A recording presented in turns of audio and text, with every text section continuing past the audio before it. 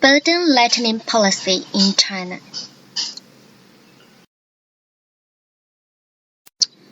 Today I am going to talk about burden lightening policy for schools in China, which is not new but always a hot issue in China.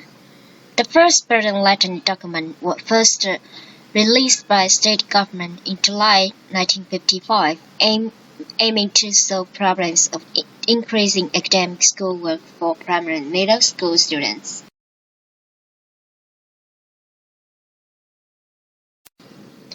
In May 1928, several regulations on reducing the burden of primary school students' excessive schoolwork came out. It first mentioned the time should spent on homework by different grades. For example, there was no written homework for first grade students and less than 30 minutes homework for second and third grades, less than 1 hour in higher grades.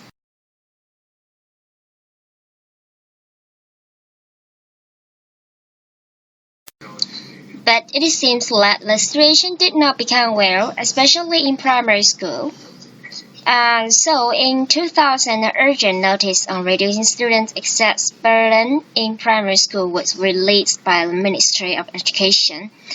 For the first time, the academic evaluation of primary school students was abolished, and the percentile system was abolished.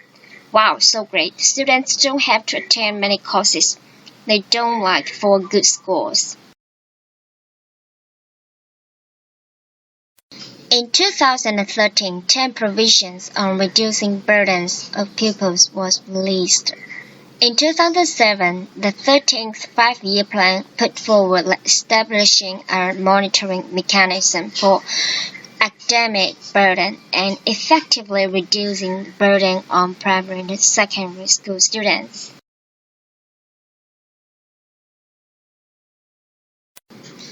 For the policy, it is controversial. Some people think that the policy does take effect, as it is put forward from a state level, and schools teachers should abide by it. It will make students have more time to develop their hobbies. They are free to take the other courses they are interested in, and it is a relief to many parents who often supervise their children from beginning to end. This kind of experience is appealing for some parents, and they don't need to take children to attend lots of courses. Wow, it's a great experience for parents.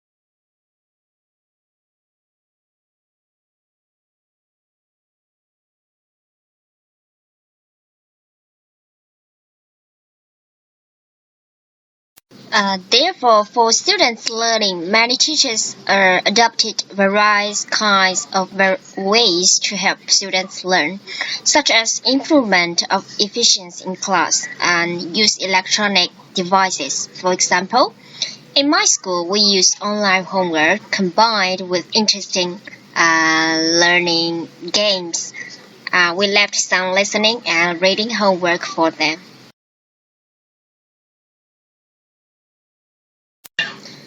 There's another factor that some teachers just let students do all written homework at school. Students have little time to take a break. At this point, students are more stressful. Parents will think that the teachers are not responsible. Besides, teachers are confused about assessments without scores.